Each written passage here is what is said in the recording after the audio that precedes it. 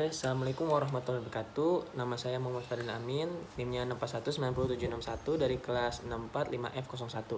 Ingin menjelaskan neraca dari analisa sumber dan pembangunan kas. Oke, di sini ada PT Indirasari, neraca yang diperbandingkan dari 31 Desember 1977 dan 1978. Jadi, yang membandingkan di tahun ini akan adanya naik dan turunnya saldo tersebut. Dan pertama di sini ada kas. Kas di tahun 1977 memiliki saldo 545.500, sedangkan di tahun 1978 terdapat 919.700. Nah, cara menghitungnya naik atau turunnya kas itu dilihat dari tahun 1977. Di tahun 1978 terdapat 919.700, kemudian dikurangi di tahun 1957 sebesar 545.500 dan memiliki hasil 374.200, dan akhirnya mengalami kenaikan sebesar itu, seperti itu. Kemudian di utang dagang di tahun 1978 terdapat 1.612.800, lalu dikurang 1.324.200 dari tahun 1977, dan akhirnya mengalami kenaikan menjadi 288.600. Lalu piutang wesel itu di tahun 1978 mengalami penurunan dari tahun 1977 dikarenakan di tahun 1978 terdapat 255.000 saldonya. Di tahun 1977 terdapat 500.000. Jadi mengalami penurunan sebesar 250.000. Dan di persediaan di tahun 1978 terdapat 1.056.500. Kemudian di tahun 1977 terdapat 951.200. Lalu mengalami kenaikan sebesar 105.300 dikarenakan saldo di tahun 1978 lebih besar daripada 1977. Kemudian ada persekot biaya. Persekot biaya itu di tahun 1978 terdapat 37.000, sedangkan di tahun 1977 terdapat 46.000. Akhirnya mengalami kenaikan sebesar 9.000. Bukan kenaikan. Ini salah di slide-nya. Berarti ini mengalami penurunan sebesar 9.000. Karena saldo di tahun 1978 lebih kecil daripada 1977. Kemudian ada tanah di tahun 1978 sebesar 200.000, di tahun 1977 sebesar 200.000. Tidak ada kenaikan maupun penurunan. Kemudian ada gedung di tahun 1978 terdapat saldo 2 juta. Dan di tahun 1977 terdapat saldo 1.600.000. 2 juta dikurangi 1.600.000 hasilnya 400 yang mengalami kenaikan. Begitu. Kemudian ada alat kantor sebesar 850.000 di tahun 1950. Ada alat kantor sebesar 850 di tahun 1978. Dan di tahun 1977 ada alat kantor sebesar 700.000. 850.000 dikurangi 700, totalnya ada 150.000. Dan akhirnya di tahun 1978 terdapat kenaikan sebesar 150.000 dari tahun 1977. Lalu jumlah akhirnya dari keseluruhan ini, dari seluruh aktivanya, total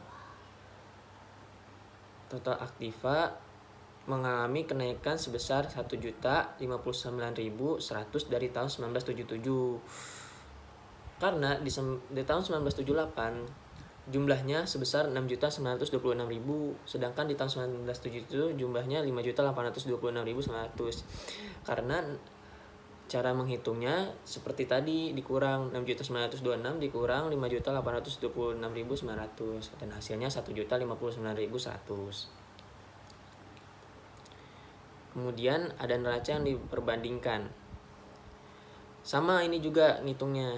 Jadi cadangan penyusutan gedungnya di tahun 1978 sebesar 261.000, sedangkan di tahun 1977 ada 225.000. dan akhirnya mengalami kenaikan sebesar 35.500. Caranya dikurang dari 261.000 dikurang 225.000, totalnya 35.000 gitu, seperti itu.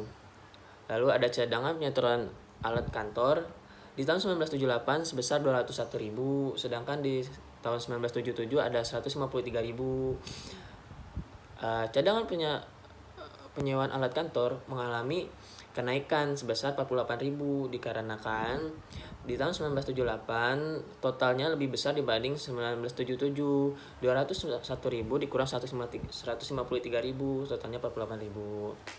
Kemudian ada hutang dagang di tahun 1978 terdapat 552.200, sedangkan di tahun 1977 terdapat 655.000.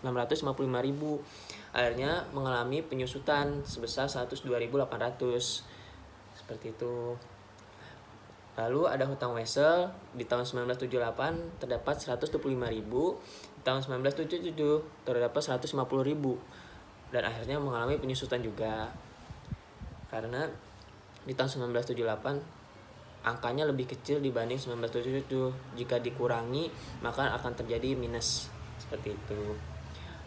Lalu selanjutnya ada hutang gaji. Hutang gaji di tahun 1978 terdapat 443.500, sedangkan di tahun 1977 terdapat 312.000, dan akhirnya mengalami kenaikan hutang gaji sebesar 131.500.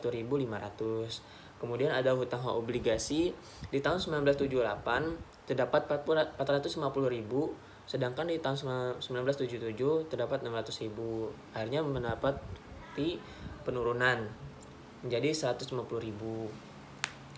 Kemudian ada modal saham. Modal saham di tahun 1978 terdapat 216.000, sedangkan di modal saham terdapat di 2 juta. Modal saham di tahun 1978 terdapat 2.600.000, di tahun 1977 terdapat 2 juta. Akhirnya mendapatkan kenaikan, begitu. Laba yang ditahannya di tahun 1978 terdapat 2.293.300, sedangkan di tahun 1977 terdapat 1.771.400. 2.293.300 dikurang 1.771.400, dan akhirnya mendapati kenaikan sebesar 521.900. Itu. Jadi jumlah keseluruhannya yaitu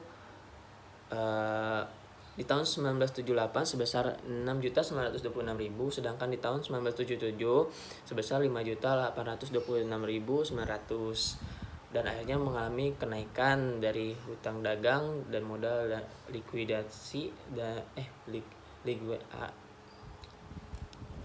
mengalami kenaikan sebesar 1.059.100. Kemudian ada sumber kas darinya.